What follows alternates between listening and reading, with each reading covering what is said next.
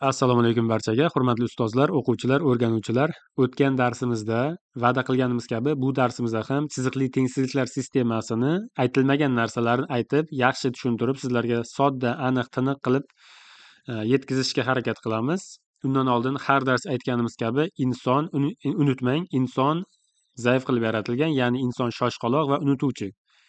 Unutib qo'ymaslik uchun har dars eslatishga majburmiz. Inson tabiatida bor narsa bu, darrov erishishni xohlaydi bir narsaga. Darrov ega bo'lib qolsa, darrov shu narsani bilib qolsa. Yo'q, unaqa bo'lmaydi hech qachon. Aytyapmiz, semiz odam 3 kun yugurib yo bir hafta yugurib nimaga ozmayapman desa, bu aqlli insonni gapi bo'lmaydi. Siz ham bir hafta dars o'rganib yo 10 kun o'rganib nega tushunmayapman, nega zo'r bo'lib ketmayapman desangiz, u aqlli insonni gapi bo'lmaydi. Shuni har doim esingizda saqlang. Ustozimiz bir yaxshi gapini har doim esingizda saqlang. Hammasi yaxshi bo'ladi oxirida. Hozir yaxshi emasmi, demak oxir emas. Keyin Mavlona Jaloliddin Rumiy hazratlarining bir yaxshi gapi bor. Har narsaga siqilaverma ey ko'ngil, na bu dardlar abadiy, na bu umr deydi. Shu faqat miyangizda shu tushunmayotgan narsangizni o'ylab turaversangiz, men baribir buni tushunmayman, baribir bu qiyin ekan. Yo'q, undan foyda yo'q. Sizga eng zo'r dunyodagi eng zo'r matematik kelib tushuntirsa ham siz olmaydi miyangiz. Nimaga? O'sha miyangizda shu narsa nastroy bo'lgan. Bo'ldi, men bunga tushunmayman. Harakat qilish kerak inson.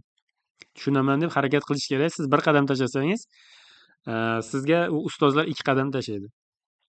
O'tgan darsimizda bitta savol bergandik. Xo'p, x o'qi absissa o'qi, y o'qi ordinata o'qi dedik. Ordinata o'qi dedik va z o'qini qoldirgandik. Z o'qi nima? Kommentariyalarda yozing degandik. Z o'qini nomini topganlar bo'lsa yaxshi. Topmaganlar uchun ma'lumot o'rnida bilib ketasiz. Bu Z o'qini nomi applikata deb nomlanadi. Applikata o'qi deyiladi. Eslab qoling, y o'qi ordinata, x o'qi absissa, z o'qi applikata deyilar ekan. Xo'p. 15-masalani yana bir tushuntirib beraman. Qarang, har doim x ni oldi manfiy bo'lsa, uni narigi tarafga o'tkazing. Shuni tushunib oling.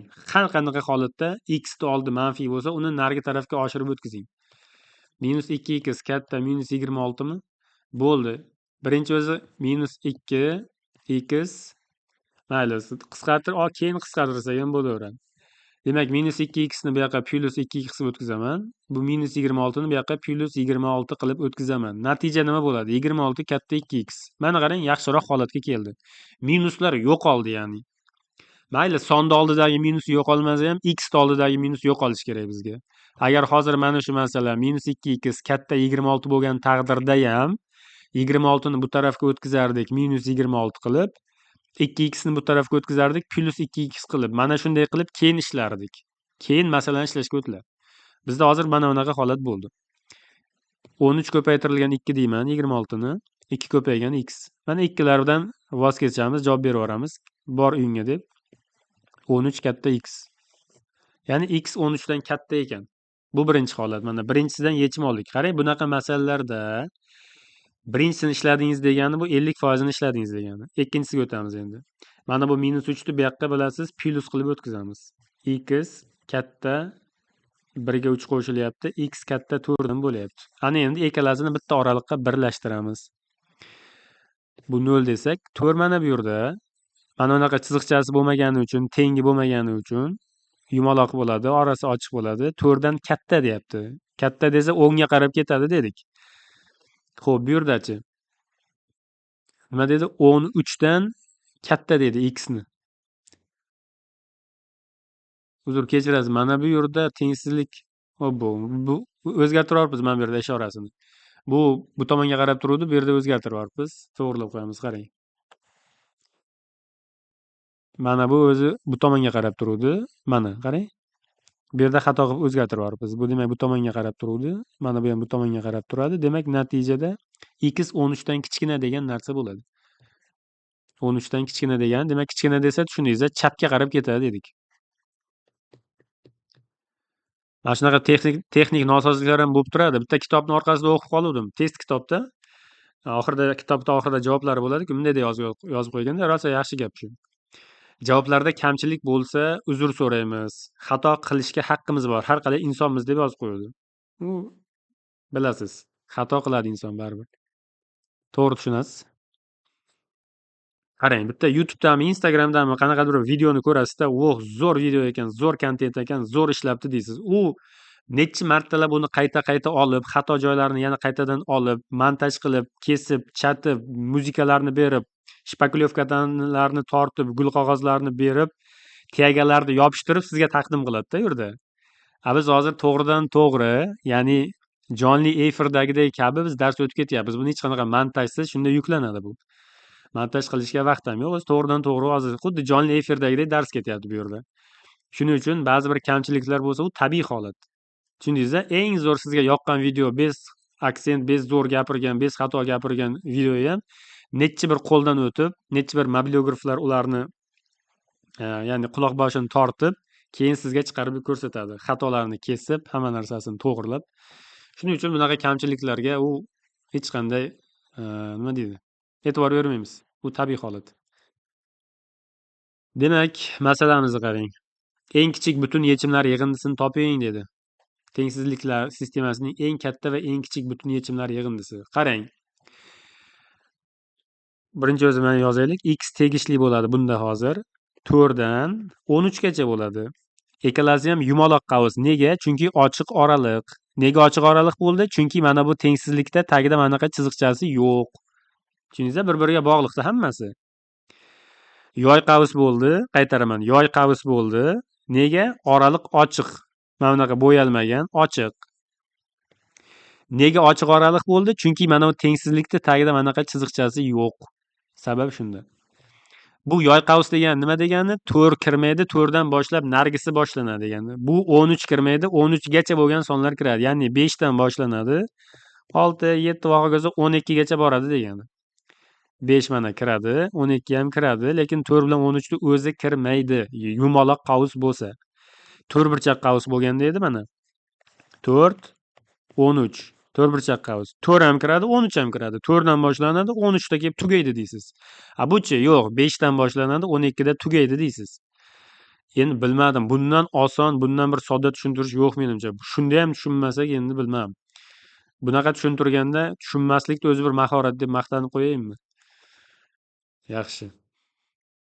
O'zimizni ham maqtab qo'yaylik. Qarang. Eng kichkinasi nechi bo'ladi shunda? Aytyapti-ku, eng katta va eng kichik butun yechimlari. Eng kichkinasi 5 bo'lar ekan, eng kattasi 12 bo'lar ekan. Shularni yig'indisi deyapti bizdan. 17 da, 17 degan javob mana bizda A javobda bor ekan. Yaxshi. Ana endi 16 ni o'zingiz bitta ishlab ko'rasiz. Ishlab ko'rib, men ishlagan bilan keyin solishtirib ko'rasiz. Bo'ladimi? Pauzaga qo'yasiz. Biz 16 ni mana bu yerga ishlashga harakat qilib ko'ramiz. Demak, x ni mana bu yerda x ni bu tarafga, ya'ni ma'lumlar bir tarafga, noma'lumlar bir tarafga deb aytyapmiz. X ni bu yoqqa o'tkazamiz, -4 ni nar yoqqa quvib yuboramiz. +4 bo'lib o'tadi. Chunki bu yoqda minusdan turibdimi, u yoqqa teskari bo'lib o'tsin. Bu x'imiz bu yoqqa nima bo'ladi? -x bo'lib keladi. Bir o'zini tarafida turibdi. U tarafga mana bir tarafga 4 o'tyapti, plus bo'lib. Mana buni o'zgartirib yubormang. 2x o'zini tarafida turibdi mana. X buni oldiga hozir -x bo'lib ko'chib kelyapti mana. Bu 5 bo'ladi. 2x dan x ayrilsa x bo'ladi. Mana x 5 dan katta, bittasi ketdi. Ya'ni masalangiz 50% ishlandi demoqchiman. Bunda qarang, 2x ni bu tarafga o'tkazasiz, -2x qilib. 1 ni u tarafga o'tkazasiz, -1 qilib. Natijada qarang, 3x -2x. Mana buni o'zgartirib yubormang ishorani. 10 -1. 2x 3x dan 2x ketsa bitta x qoladi. 9 mana bunday bo'lyapti. Bu nima degani? X'imiz 9 dan kichik degani. Ana endi butun yechimlar yig'indisini toping deyapti. Chizamiz. Mana. Bu yerda 0 bo'ladigan bo'lsa, 5 dan katta dedi. Ochiq oraliq nega? Mana bunaqa tengi yo'q bo'lgani uchun. 5 dan katta dedi, lekin 9 bilan chegaralab qo'ydi. 9 dan kichkina dedi. Mana bu oraliq olinadi bizda mana shu. Yozadigan bo'lsak, x tegishli 5 dan 9 gacha. Bu nima degani? 6 dan boshlab kiradi, 8 da tugaydi degani. Ya'ni o'zi 3 ta son bor ekan, 6, 7, 8 bor ekan. Qo'shib qo'ying bularni, bo'ldi. Yig'indisi degani shu mana. Butun yechimlari yig'indisi degani, mana shularni bir-biriga qo'shing degani. Xo'p, mana bu 13 bo'lsa, 21 degan javob bizda bor ekan. Ana endi yangicha bitta masala keldi. Qo'sh tengsizlik dedi. Bu nima bo'lsa bu qo'sh tengsizlik deyayotgan bo'lsangiz, bu вообще oson narsa.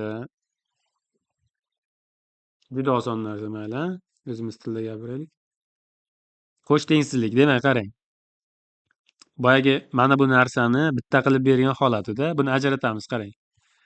Mana bu 1 yo'q deb turingda birinchi mana. 1 yo'q deb turing. Mana.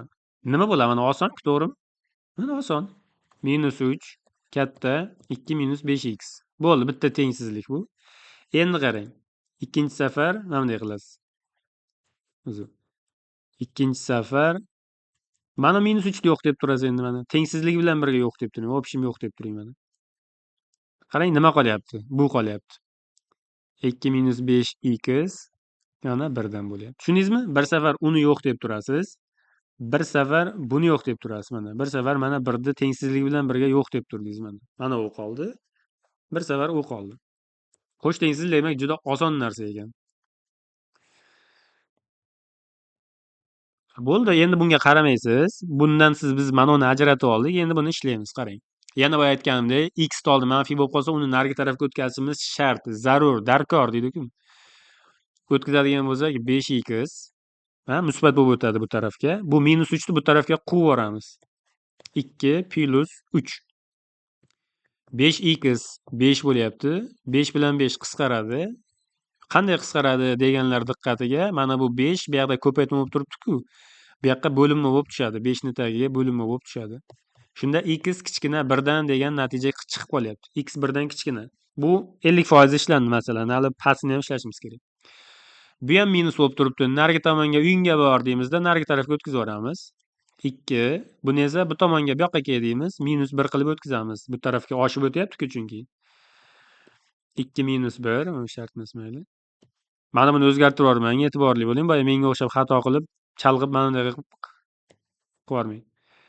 5x mana bu yoqqa o'tdi. 2 dan 1 ayrilsa 1 5x. Demak, 5 bu yoqda ko'paytma bo'lib turibdimi? Bu tarafga bo'linma bo'lib tushadi. Mana qarangda. Minus plus bo'lib o'tgan paytda nima? Ko'paytma bo'lib o'tadimi? Qarama-qarshi bo'lib o'tishi kerak. Bo'linma bo'lib o'tadi. Ja tushunmaydiganlar bo'lsa, mana bu yerda 5 ko'paytmami, bu yoqda bo'linma bo'lib o'tadi mana. 5 1 ga bo'linma bo'lib o'tadi. Plus bo'lsa minus, minus bo'lsa plus bo'lib qarama-qarshi ishora bilan o'tyapti-ku. Demak, mana 5 bo'linma bo'lib o'tdi bu yoqqa. 1 ni 5 ga bo'lsangiz 0,2 bo'ladi. Katta deyapti x da o'sha 0,2 dan katta ekan. Mana qolgani ishlandi, 100% ishlandi. Endi javob olish navbat keldi, javob olishga navbat keldi. Bu 0 deng. 0,2 endi mana bu yerlarda bor deng. 0,2 mana yerda, misol uchun 1 mana bu yerda deb tasavvur qilamiz. 0,2 dan katta dedi. Oralig'i ochiq bo'ladi. Nega? Mana bunaqa chiziqchasi yo'q bo'lgani uchun. Qayta tushuntiryapman, tushunishlaringiz uchun. 0,2 dan katta bo'ldi, bu yoqqa ketadi. Katta desa bu yoqqa, kichkina desa bu yoqqa dedik. 1 dan kichkina dedi, lekin 1 bilan chegaralab qo'ydi qarang. 1 dan kichkina mana. Demak, mana oralig'i olinar ekan. Natija nima bo'ladi? 0,2 dan 1 gacha. Ikkalasi ham mana bunaqa qavs bo'lishi kerak, yoy qavs bo'lishi kerak. 0,2 dan 1 gacha degan javobni izlasak, D javob ekan bizda. Ana endi siz o'zingiz mana bu masalani ishlaysiz. Qani? Ishlab ko'ringchi. 18-masalani hozir tushuntirganimga o'xshash masala. Videoni pauzaga qo'ying va ishlang. Misol uchun bir xil mobil programmalarda, bir yodlaydigan ingliz tili mobil programmalarda chiqadi shu narsa. Internetni o'chiring va yodlang deydi-ku. Nimaga internetni o'chiring deydi? Chalg'ib ketmang deydi. Bir narsadan tepadan taq etib bildirishnoma keladi, bo'ldi kirib ketasiz. Instagramga kirib ketsangiz, 1 soat, yarim soatsiz chiqmaysiz, to'g'rimi? Nimagadir kirgan bo'lasiz, bo'ldi, o'ziga tortib ketib qoladi. Xo'p, yaxshi. Biz ishlashga o'tamiz. Demak, birinchi misol uchun mana buni yo'q deb turdim mana. Bu yo'q. Tasavvur qiling, nima qoldi? Shu qolgan narsani yozaman. 2 4x katta -2. Bo'ldi. Tamom. Ikkinchi safar mana buni yo'q deb turaman. Tengsizligi bilan birga yo'q deb turaman mana. Общем. Nima bo'lar ekan? -4 katta ekan 2 4x. Bo'ldi mana. Uji mana bundan kerak narsani oldik. Endi umuman kerak emas bizga. Chizib tashlang ustidan. Uni ishlatmaymiz. Uni ichidan biz o'zimizga kerak narsani ajratib oldik. Qarang. Tengsizlik bilan birga o'chiring deganimning ma'nosi qarang. Faqat 4 ni o'chiraman. Chalib qolasiz. Qarang, mana bunga chalib qolasiz. sal neto bo'lib qoladi. Tushunyapsizmi? Sizni chalg'itib qo'yadi bu narsa. Shuning uchun tengsizligi bilan birga o'chiring desa, mana osonroq, soddaroq, avval ishlagan oson masalangizga o'xshagan masala bo'lib qoladi. Umuman kerak emas bu endi. Xo'p, bu bilan ishlaymiz. Qarang. X ni oldi manfiy bo'lib qolsa nima qilar ekanmiz? -4x bo'lib qoldi-ku. Bu yoqqa o'tkazib yuboramiz. -2 ni bu yoqqa o'tkazib quvib yuboramiz. Ya'ni -2 u tarafga mana +2 bo'lib o'tadi. Mana uni o'zini holatida qoldirasiz. Mana -4x bu tarafga +4x bo'lib o'tgan. Qo'shing mana. 4 katta 4x. Bu aytganimdek 4 bu yoqda ko'paytirish, bu tarafga bo'lish bo'lib o'tadi. 4 bo'lingan 4 x. 1 katta x ekan. Ya'ni x 1 dan katta ekan. 50% ishlandi. Hali endi pastdagisini ishlashimiz kerak. Yana o'sha gap, -4x bu tomon minus bo'lgani uchun u tarafga quvamiz uni. Bor nariyoqqa deymizda, mana 4x ni musbat qilib bu tarafga o'tkazib tashladim. Bu 4 ni esa bu tarafga o'tkazaman, uni ham musbat qilib o'tkazamiz. Nega? Chunki oldin manfiy turibdi. 4x katta 6 bo'ladi. Xo'p, 4 yana 6 ga bo'lish bo'lib ketadi mana. X 6 bo'lingan 4. 4 bu tarafga bo'lish bo'lib o'tadi. 6 ni 4 ga bo'lsangiz 1,5 bo'ladi. Demak, qarang, bizda ikkita natija chiqdi. Bittasi 1 dan katta, bittasi 1,5 dan kichkina degan natija chiqdi. Va endi siz javob olishingiz kerak. Qaysi javobni olasiz? Izlang. Minuslar yo'q bizda, 0 yo'q bizda, 1 ham yo'q. Mana, 1 bor, 2 yo'q. Mana javob. 1 dan katta, chizmasini chizsangiz mana 0 desangiz mana 1 dan katta bu yoqqa ketadi, lekin 1,5 dan kichkina. Mana ikkalasini birlashtirish kerak-da keyin. 1,5 mana bu yerda desangiz 1,5 dan kichkina bu yoqqa ketadi. Oralig'i olinadi. Bo'ldi, shu ikkita orada qolib ketgan soha bizga javob bo'ladi har doim. 1 dan 1,5 gacha bo'lgan soha bo'lyapti. Bu ham xuddi shunday. Mana bu ham xuddi shunday. 5 dan katta, 98 dan kichkina deyapti. Bu nima degani? X'ingiz demak 6 dan boshlanadi, 7, 8, 9, 88, 97 gacha boradi qisqasi. Tushunyapsizmi? 5 dan katta, lekin 98 dan kichkina degani 6 dan boshlab ketma-ket ketib 97 gacha boradi degani mana bu. Bu ham xuddi shunaqa narsa. Faqat bu yerda qarang, bitta tengi bor mana bu yerda. Mana bu sonni 5 va 7 ga bo'lganingizda necha chiqadi? Aytaylik, misol uchun aytyapman. 3 chiqadigan bo'lsa, 3 katta yoki teng y degani, demak y 3 ga teng bo'lishi mumkin. 3 dan boshlanadi degani bu. 3 dan boshlanib, misol uchun mana necha chiqadi? 9 chiqadimi, 8 chiqadimi? Aytaylik 9 chiqsin, mayli. 9,5 chiqadimi? Xo'p. Kichkina bo'lyapti. 9,5 dan kichkina bo'lsa 9 dan boshlanadi. Tengsizlik nechta natural yechimga ega degani o'sha natural sonlar, butun sonlarga qarashimiz kerak. Bu ham xuddi shunday. Bir safar bu tomonda umuman yo'q deb turasizda, mana bu bilan bitta ishlaysiz. Bir safar bu tomonda umuman yo'q deb turasizda, bu tomon bilan ishlaysiz. Oson. Bular ham xuddi shunaqa. Bu boya ishlagan masalalarimizdan. Tengsizliklar. Xo'p, ana endi mahrajli narsaga keldik. Mana. Mahrajda mana bunaqa holatlar bo'lib qolsa, yo mana bunaqa holatlar bo'lib qolsa nima qilamiz?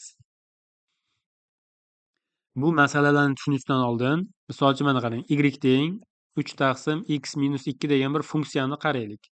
Shunda aytadi, x nimani qabul qilmaydi deydi. X ni qabul qilmaydigan qanaqadir soni bormi deydi. O'shanda har doim x minus 2, ya'ni mahraj 0 ga teng bo'lmasligi kerak. Umumiy o'zi matematikada, elementar matematikada hech qanaqasiga mahraj 0 bo'lishi mumkin emas. Mahraj 0 ga teng bo'lmasligi kerak. Tushunyapsizmi? Qanaqa bo'lishidan qat'iy nazar, mahraj 0 bo'lsa, bu mana boyagidaqa anaqa badda javoblarda chiqdi-ku. Bo'sh to'plam bo'lib, yechimga ega emas deb chiqib qoldi-ku. Mana shunaqa bo'lib qoladi. 3 ni 0 ga bo'lsak, nima chiqishini bilmaganimiz uchun bu bo'sh to'plam deyiladi. Shuning uchun butun matematikada, elementar matematikada mahraj 0 bo'lishi mumkin emas har qanday vaziyatda. Endi qarang. Butun matematika deganimda elementar matematikani men nazarda tutyapman. Hali xudo xohlasa institutga o'qishga o'tganlaringizdan keyin oliy matematikada shunaqa narsalar tushuntiradi. 0 bo'lishi mumkin. Sizlar abituriyent bo'lib 0 bo'lishi mumkin emas deb tayyorlandilaring. Imtihonda ham mahraj 0 bo'lishi mumkin emas degan javob tanlasalaring to'g'ri chiqadi, lekin aslida mahraj 0 bo'lishi mumkin. 0 bo'lsa nima bo'ladi desa, javobi cheksizlik chiqadi. Cheksizlik nimaga tengligini biz bilmaymiz. Misol uchun mana shuni oltida nima turibdi? Million turibdimi? Nima turibdi? Bilmaymiz-ku. Shuning uchun 0 bo'lishi mumkin emas deb o'rgatiladi. Aslida 0 bo'lsa, javobi cheksizlik chiqadi. Har qanday sonni 0 ga bo'lsangiz, javobi cheksiz chiqadi. Demak, har qanday sonni cheksizga bo'ladigan bo'lsangiz, javobi 0 chiqadi. Mana shunaqa qoida bor. Lekin biz hozir elementar matematika o'rganyapmiz. Imtihonlarda ham shu elementar matematikadan savol tushadi o'zi va maxraj 0 bo'lishi mumkin emas degan shart kiritib ketiladi har doim. U hozir mana bu narsaga chalib qolmang, 0 bo'lishi mumkin ekan deb x 2 ga teng bo'lishi mumkin demang hozir. Hozir biz elementar matematika o'rganyapmiz, yana qaytarib aytyapman. Maxraj 0 bo'lishi mumkin emas deb ketishimiz kerak. Sababini tushundingiz. Cheksizlik chiqsa, cheksizlik nimaga tengligini bilmaymiz-ku. X teng cheksizlik. Nima u? X nimaga teng? Cheksizlikka teng. Aniq bir sonmi bu? Aniq bir son emas. Shuning uchun mumkin emas deyiladi. Buni proporsiyada joy almashishi mumkin-ku. Qarang, bu yoqqa tushadi, bu yoqqa ko'tariladi. Shundan mana cheksizlik maxrajda bo'lsa, javobi 0 chiqadi. Sizga savol kelsa, 20 0 ga bo'lsam nima bo'ladi desa, cheksizlik bo'ladi. -80 ni cheksizlikka bo'lsamchi, baribir 0 chiqadi bu. X -2 0 ga teng bo'lmagandan keyin buni nariyoqqa plyus qilib o'tkazsangiz, demak x teng emas 2 degan natija bo'ladi. Endi buni ishlaymiz, qarang, tushuntiraman. Xuddi boyagidek har birini 0 ga tenglab chiqamiz birinchi. 0 dan katta deyapti. Har birini 0 ga tenglab chiqamiz. Misol uchun x -1 x -1 teng 0, x -3 teng 0, x -5 teng 0 deb ketiladi. Ana endi bular bu yoqqa musbat qilib o'tkazilsa, x teng 1, x teng 3, x teng 5. Ketdimi? Ana endi maxrajni har birini 0 ga teng emas deb chiqamiz. X plus 2 teng emas mana 0. X plus 4 teng emas 0. X plus 6 teng emas 0. Bularni bu tarafga o'tkazib chiqsangiz, x teng emas -2 bo'ladi. To'g'rimi? Bu yoqqa minus o'tadi-ku. Buni bu tarafga o'tkazsangiz, x teng emas -4 bo'ladi. Buni bu yoqqa o'tkazsangiz, x teng emas -6 bo'ladi. Xo'p, x teng emas -2 deyapti. Agar teng bo'lib qolsa nima bo'ladi? Maxraj 0 bo'lib qoladi. X o'rniga -2 qo'ysangiz nima bo'ladi?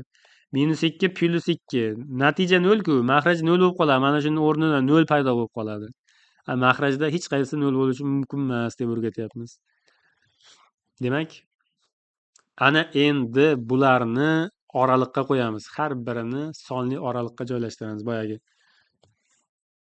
Mana ham kerak emas bizga. Supurib tashlaymiz buni. Mana supurgi ko'rinyaptimi? Ketdi. Mana sonli oraliq. Boya x o'qi. Har birini joylashtiraman. Qarang, har biri joylashishi shart. -2 ga teng emas. Teng emas bo'lsa, qarang, yaxshi tushunib oling. Ochiq oraliq bo'lib, ikki tarafga qaraydi, teng emas bo'lsa. Ikki tomonga ham ketadi. -4 endi bu tarafroqda. Birinchi o'zi -6 deb yuboraylik shuni mana. Endi bu yoqqa sig'maydida. -6. -4 ga teng emas mana bu tarafga ketadi. Ikki tomonga ham ketadi, ochiq oraliq bo'ladi, chunki -4 ga teng bo'lib qolmasligi kerak. -2 ga ham teng bo'lmaydi, ikki tarafga ketadi mana, ochiq oraliq. Endi bularni ham yozamiz mana. 1, 3, 5. Bulardan ham qarang, 1, 3, 5 bo'lsa mana bunday chiziladi. Mana shunday ketadi. Ya'ni har biridan ikki tomonga qarab ketadi. Har biridan ikki tomonga shoh ketadi. Ana endi bularni ishorasini, bu oraliqlarni ishorasini aniqlash degan narsa bor. Qarang. 5, mana bu 5 ku ochiq oraliq mana. 5 dan katta любой bitta sonni qo'yib ko'ramiz. 6 ni qo'yib ko'ramiz, qarang. 6 ni qo'ysam, mana bu yerga 6 ni qo'ysam musbat. 6 ni qo'ysam musbat. Tepa mana. Qisqasi x larning o'rniga 5 dan katta 6 qo'yib ko'rgan paytimda nima bo'lyapti? Musbat bo'lyapti. Demak, bu oraliq musbat deyiladi. Endi 3 bilan 5 ta oraliqda nechi bor? 4 bor. X larning o'rniga 4 qo'yib chiqaman. 4 qo'ysam 1 da ayiraman musbat. 4 qo'ysam 3 da ayiraman musbat. 4 qo'ysam 5 da ayiraman manfiy bo'ladi, to'g'rimi? 4 dan 5 da ayirsangiz -1 ku. Xo'p, tepalar hammasi yig'indi bo'lgani uchun musbat. Musbatni manfiyni musbatga bo'lsangiz manfiy chiqadi. Demak, bu oraliq manfiy. 1 bilan 3 ta oraliqda 2 bor. 2 ni qo'yib ko'raman, qarang. 2 ni qo'ysam bu yer musbat. Xo'p, 2 ni qo'ysam bu yer ham manfiy, bu yer ham manfiy. Manfiyga manfiy ko'paysa, mana manfiyga manfiy ko'payadigan bo'lsa, bu musbat chiqadi. Demak, bu oraliq musbat bo'ladi. -2 bilan 1 da oralig'ida 0 bor misol uchun. 0 ni qo'yib ko'raman. Manfiy chiqadi, manfiy chiqadi. Endi bular hammasi musbat chiqyapti. Manfiy chiqadi, manfiy chiqadi, manfiy chiqadi. Ikkita manfiy musbat bo'ladi, lekin mana bitta yana manfiy bilan manfiy bo'lib qoladi. -3 qo'yib ko'rasiz. Bu oralig'ida -3 bor. -3 qo'ysangiz, demak, bu manfiy, bu manfiy, bu ham manfiy bo'ladi. Bu manfiy bo'ladi, lekin mana bu ikkalasi musbat bo'ladi. Qarang, tepadagi ikkita manfiy musbat bo'ldi. Bu bilan manfiy bo'ldi. Past yana bitta manfiy, manfiyni manfiyga bo'lsangiz musbat bo'ladi. Bitta yaxshi usulni o'rgataymi? Bitta birinchisini topsangiz, qolgani almashib ketadi hardan. Bu manfiy, bu musbat bo'ladi. Mana shunaqa barmoqqaychi usullar bor, osonroq usuli. Misol uchun mana qarang. Har doim emas, juda ko'p holatlarda mana 3, 5, 7, mana misol uchun shunday. Mana bunday ikki tomonga ketdi. 3 ga 5 ga ketdik. Agar mana bu musbat bo'lgan bo'lsa, misol uchun bu yerda 0 ham bor, bu yerda -2 ham bor deb tasavvur qiling mana. Bitta mana bu musbatligini topdingizmi, keyingisi almashib ketadi o'rni mana. Musbat mana shunday ketadi. Ana endi biz qanaqa javob olamiz, qayerdan olamiz javobni desangiz, u nima dedi? 0 dan katta dedi mana, 0 dan katta. Oxirida mana bu muhim sanaladi.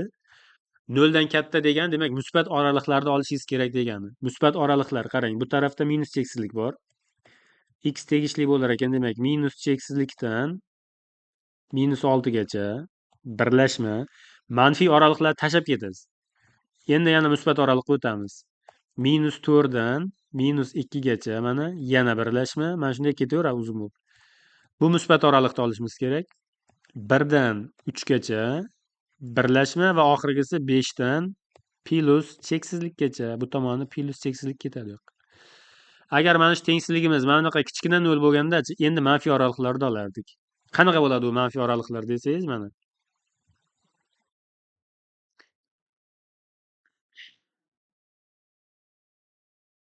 Manfiy oraliq mana qarang. -6 dan -4 gacha bitta birlashma bo'ladi. -2 dan 1 gacha yana bitta birlashma bo'ladi. 3 dan 5 gacha bitta birlashma bo'ladi. Bo'ldi. X mana shu narsalarni qabul qila oladi demoqchi. Ya'ni X mana shu musbat oraliqdagilarni qabul qila oladi. Manfiy oraliqlarni qabul qilmaydi. Nega? Chunki 0 dan katta bo'lsin deyapti. Bu oraliqlar usuli degan mavzu, bu kattaroq mavzu. Keyingi video darslarda Xudo xohlasa bu oraliqlarni yana batafsil tushuntiramiz. Hozir shu yerda darsimizni tugatamiz. Sog' bo'ling, salomat bo'ling, o'zingizni ehtiyot qiling. Keyingi mavzulargacha bilimlaringiz ziyoda bo'lsin. Yaxshi tushunayotganlar, demak, har doim aytyapman, yulduzlik kasaliga uchramaymiz. Yana yaxshiroq kuchaytiramiz, o'z ustimizda ishlaymiz. Qiyin tushunayotganlar bo'lsa, ya tushunmayotganlar bo'lsa, u boshida qiyinchilik bo'ladi. Panikaga tushmaymiz. Darrov kayfiyatni tushirib, ruhiyatimizni so'ndirib qo'ymaymiz. Siz shuni o'rganish talabida bo'lib turavering, o'rganib ketasiz. Bu fanni o'rganish, biron bir sohani o'rganish, qarang, xuddi bir qorong'i xonaga kirib qolgan odamga o'xshaydi. Qorong'i xonaga kirib qolgan odam chiroqni yoqish uchun chiroqni ключатель izlaydi, to'g'rimi? Paypaslab ko'rmayapti hech qayerda, qop-qorong'i. Paypaslab ключатель izlaydi va yoqadigan joyni izlaydi. U ключатель yoqquncha hammada har xil vaqt ketadi. Bir xillar yaxshiroq qabul qiladigan bo'lsa, bir hafta, 10 kun, bir oyda darrov topib oladi ключательni. Bir xillarniki rosa sust qabul qiladigan bo'lsa, tushunish qiyin bo'ladigan bo'lsa, balki 2 oy muhlat ketar yoki balki 1,5 oy muhlat ketar. Va xonadagi ключатель topib olguncha. O'sha ключатель topib oladi, qop-qorong'i xona edi-ku. Bo'ldi. Svet yorug'lashadi, yorug' bo'ladi. Ana undan keyin nima qayerda turib hamma narsani ko'radi. Ha, bu yerda stol bor ekan, tezkor mana bu yerda ekan, mana bu yerda ekan deb hamma narsani ko'radi bemalol. U nima demoqchi? Asta-asta tushunib olgandan keyin, mana shu oddiy narsalarga tushunmaganman. Bu mana unaqa bo'lar ekan, bu mana unaqa bo'lar ekan. Xuddi bu televizor bu yerda ekan, stol bu yerda ekan deganga o'xshab, asta-asta miyasi ochilib ketadi-da, tushunishni boshlaydi. Rahmatli Hojiboy Tojiboyev bir yaxshi gapi bor edi. Bu bizlarda qora torbizdek katta-katta kallalar bor. Ular bir ishlab ketsa, bilasizmi? Xitoyliklar kallasi kichkina-kichkina bo'lib, shunchalik ishlayapti. Bizlarda qanday katta-katta kallalar bor, qora torbizdek katta kallalar bor. Agar ular ishlab ketsa, bilasizmi, qanaqa rivojlanib ketamiz degandi. Xuddi shunday, u sizni damab yotgan miyangiz bir ishlab ketsa, bilasizmi, qanaqa rivojlanib zo'r bo'lib ketasiz. Yaxshi qoling, sog' bo'ling, salomat bo'ling.